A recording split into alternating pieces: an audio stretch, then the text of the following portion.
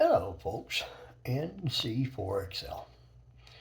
Heard some comments a week while I was out in the field activating, and some folks said they really appreciated the videos, different things to learn. And I just thought I'd share a broad spectrum for all of you new Parks on the Air people. That covers the hunters and the activators. And really, what I want to share with you is a viewing of yourself from the beginning till the next day to the next day.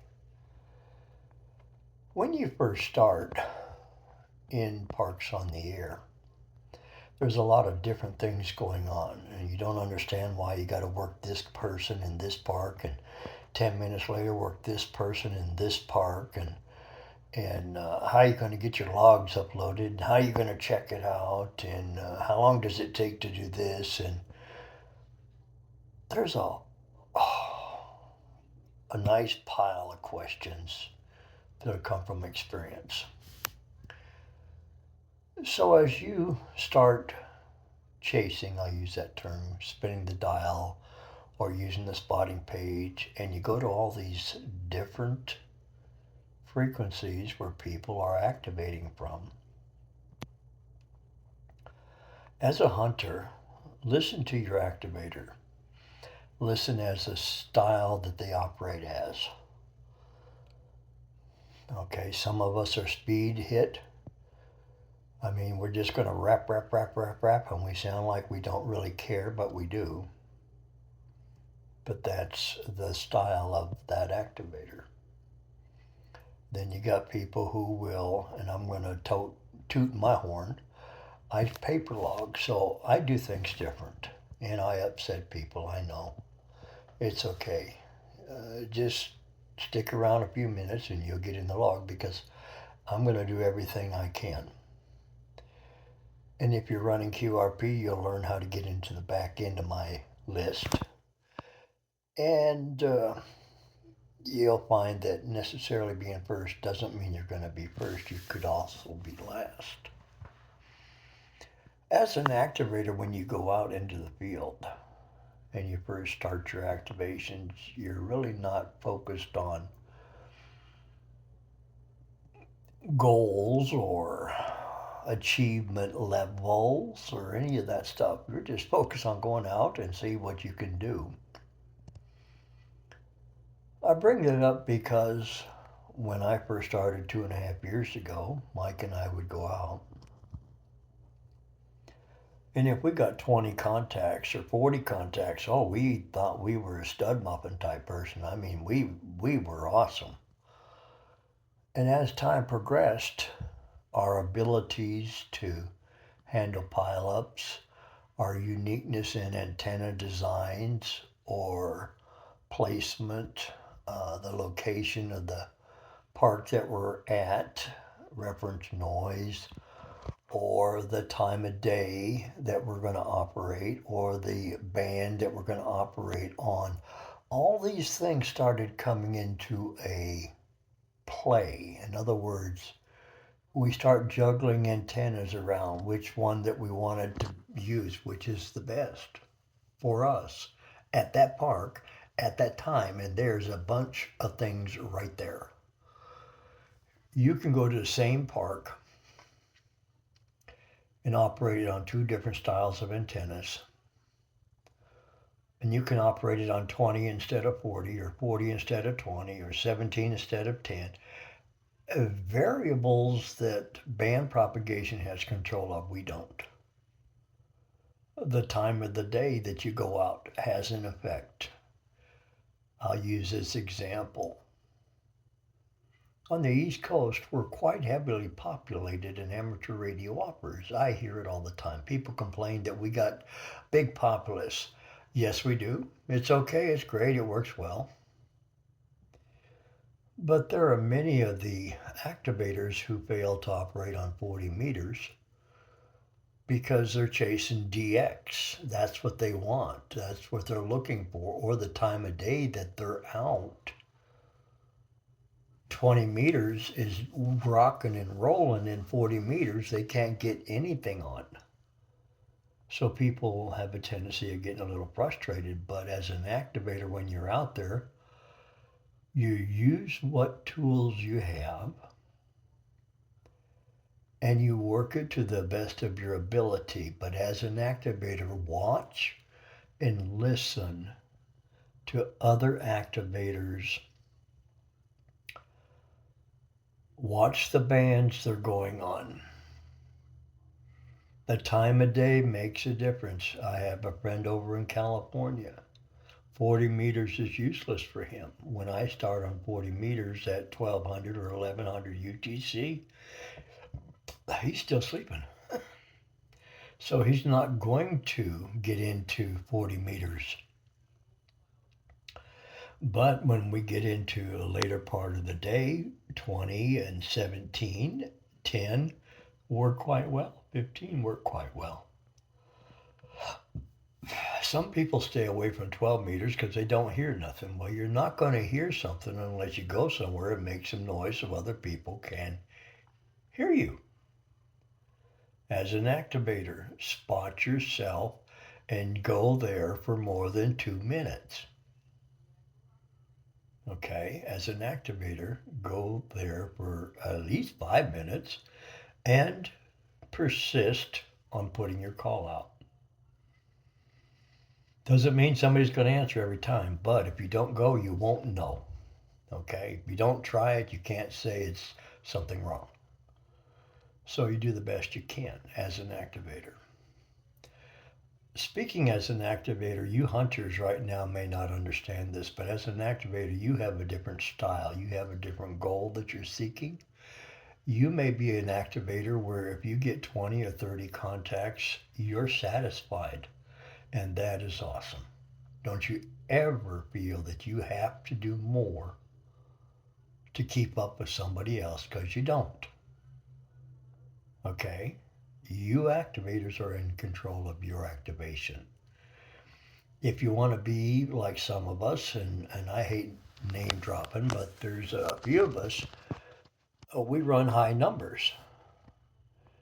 Well, our expectations have also increased from 20 or 30 contacts to 100 contacts in activation,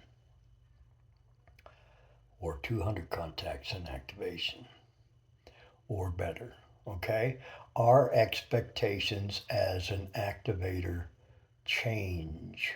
And that's what's going to happen even as a hunter.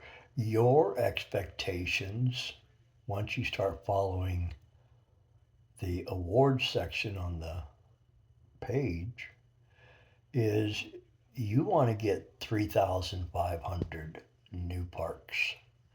You want 4,000 parks. You want 5,000 parks. And the number keeps growing. Now, here recently, as we speak right now, there's brand new parks never been activated yet that are out there. It's Support Your Park Weekend.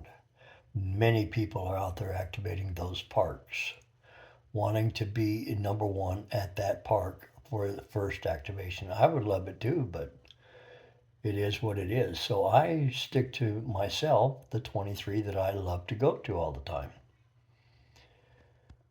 Hunters, when your activators are out there, they are very dependent upon you. And they may call you by name, and you're wondering, how do they know you? That's the first time they ever talk with you. That's because they're using a laptop or device that has the database in, which brings that up. And it's a very nice feature, but it's something that some of us don't use.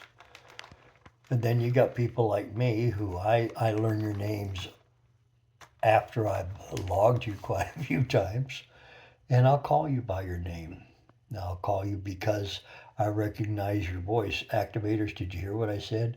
You're going to hear people's voices and know the call sign before you even write it down, if you're paper logging. And if you're logging on a device, you hear the voice It's automatic. Your fingers are doing the walking and you're going to do some talking because we get used to each other. Now, I will stress one other thing for you to look at. My little cat decided she wanted to come in, so I have to open the door here. When you're activating, and she just took my train of thought right out the window.